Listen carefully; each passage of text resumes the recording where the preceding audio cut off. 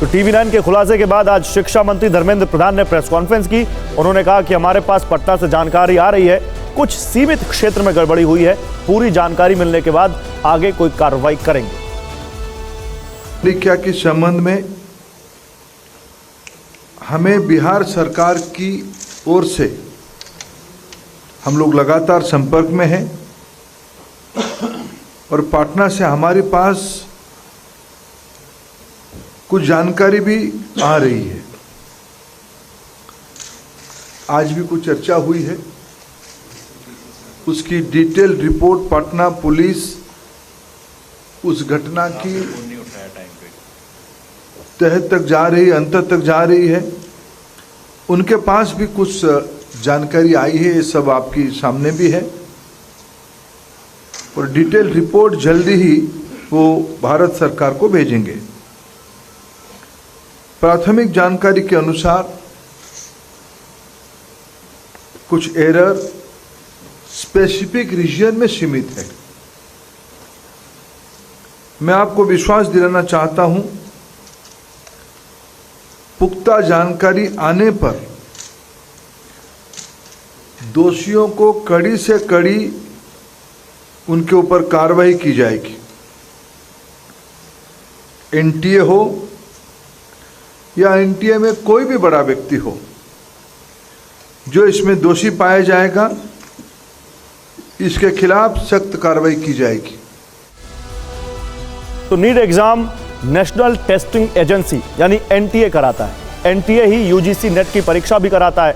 NTA मानने को तैयार नहीं कि नीट का पेपर लीक हुआ। दूसरी तरफ 18 जून को हुई यूजीसी नेट की परीक्षा को 19 जून की देर रात रद्द कर दिया गया। एनटीए के खिलाफ छात्रों का गुस्सा भड़का हुआ है। वो इसे National Trash Agency, no trust agency बता रहे हैं। नेट पेपर लीक की जांच सीबीआई को सौंपी गई है। इस बीच सीपीआई-एम के वेरीफाइड एक्स हैंडल से नेट पेपर को लेकर एक पोस्ट की गई। इस पोस्ट में सीपीआई-एम ने नेट में पूछे जाने वाले 4 सवाल दिखाए और आरएसएस को लेकर एक दावा किया। पहले आप ये 4 प्रश्न देखिए। पुनः निर्मित राम मंदिर अयोध्या की प्राण प्रतिष्ठा किस तारीख को की गई थी? ए 20 जनवरी, बी 21 जनवरी, सी 22 जनवरी, डी 23 जनवरी। ये 4 ऑप्शन दिए गए। दूसरा प्रश्न था, हिंदू दर्शन की प्रस्थान त्रयी में शामिल है? ए उपनिषद, बी अष्टाध्याय, सी भगवत गीता, डी यजुर्वेद, ई ब्रह्मसूत्र। तीसरा प्रश्न था, महाभारत के निम्नलिखित में से किस योद्धा का सिर कलम किया गया और उसे कुरुक्षेत्र युद्ध देखने के लिए जिंदा रखा गया था? ए घटोत्कच, बी बर्बरीक, सी नागार्जुन और डी शिशुपाल। ये 4 विकल्प उसमें दिए गए। एक और सवाल था, रामचरितमानस के किस कांड में हनुमान प्रकट होते हैं? ए सुंदर कांड, बी किष्किंधा कांड, सी लंका कांड और डी उत्तर कांड। इन सवालों के जरिए लेफ्ट आरोप लगा रहा है कि परीक्षा में आरएसएस की विचारधारा वाले सवाल पूछे गए। लेकिन नेट परीक्षा में गड़बड़ी का पता कैसे चला, ये रिपोर्ट देखिए।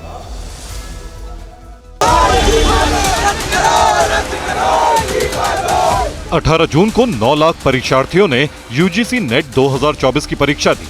परीक्षा को लेकर गृह मंत्रालय के साइबर क्राइम कोऑर्डिनेशन सेंटर की national cyber crime threat analytics division को कई शिकायतें मिली। इसके बाद एजेंसी ने जांच शुरू की। जांच में ये सामने आया है कि शिक्षण संस्थानों के ऑनलाइन चैट फोरम पर यूजीसी नेट के प्रश्न पत्र और सॉल्व पेपर की प्रतियां मौजूद हैं और उनकी तादाद बहुत ज्यादा है। गड़बड़ियों के बारे में गृह मंत्रालय को सूचित किया गया, जिसके बाद गृह मंत्रालय ने जानकारी शिक्षा मंत्रालय से साझा की। सारे पहलुओं को देखने के बाद देर रात परीक्षा को रद्द करने का फैसला लिया गया। There is a chances that examination has been compromised.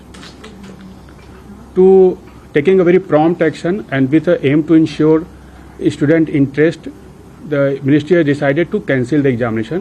और इसके साथ ही मैटर को सीबीआई को भी रिफर कर दिया गया है।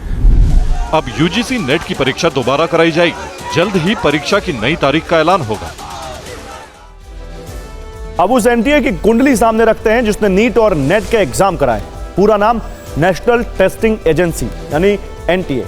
स्थापना भारतीय संस्था पंजीकरण अधिनियम 1860 के तहत 2017 में हुई। एजेंसी का काम उच्च शिक्षा और सरकारी संस्थानों में प्रवेश की परीक्षाओं का आयोजन। महानिदेशक यानी डीजी सुबोध कुमार सिंह छत्तीसगढ़ कैडर के 1997 बैच के आईएएस अधिकारी। एनटीए देश में कई बड़े एग्जाम करवाता है। इनमें National Eligibility cum Entrance Test यानी नीट, जिसको लेकर पूरा बवाल मचा हुआ है। इसके अलावा नेशनल एलिजिबिलिटी टेस्ट यानी नेट, और इसके अलावा Indian Institute of Foreign Trade Entrance Test, ये भी एनटीए ही करवाता है। इसके अलावा CUET यानी Common University Entrance Test, JEE Joint Entrance Examination Mains exam, और इसके अलावा Common Management cum Admission Test यानी CMAT, ये भी यही करवाते हैं। इसके अलावा अब देखिए National Institute of Fashion Technology entrance exam NIFT जिसको कहते हैं, Joint Integrated Programme in Management Admission Test यानी JIPMAT, ये भी एनटीए ही करवाता है। तो ये तमाम एग्जाम है जो एनटीए करवाता है, और जो हाल में जो 2 एग्जाम हुए नीट और नेट के, इन दोनों को लेकर एनटीए की भूमिका पर बहुत बड़े सवाल खड़े हो गए हैं। अब सवाल यह है कि क्या मीडिएटर होने से पेपर लीक के मामले बढ़े हैं? क्यों? क्योंकि पेपर एनटीए बनाता है, अन्य आउटसोर्स से परीक्षा का आयोजन एनटीए अधिकतर काम टेंडर व्यवस्था पर करता है। परीक्षा करवाने के लिए कंपनियों से अनुबंध किया जाता है। एनटीए द्वारा चुनी गई कंपनी परीक्षा केंद्र का पूरा काम देखती है। परीक्षा में मौजूद पूरा स्टाफ भी आउटसोर्स के जरिए आता है।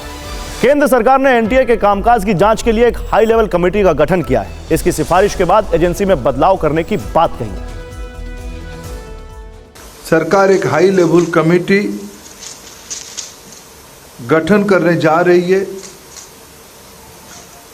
जो इस बार प्रकरण में एनटीए के संबंध में, मैंने पहले भी कहा है, एनटीए के संबंध में कई विषय सामने लाया है। एनटीए की स्ट्रक्चर, एनटीए की फंक्शनिंग, एग्जामिनेशन प्रोसेस, ट्रांसपेरेंसी और डाटा सिक्योरिटी प्रोटोकॉल को और इम्प्रूव करने के लिए उस उच्च स्तरीय कमेटी से रिकमेंडेशन अपेक्षित रहेगी।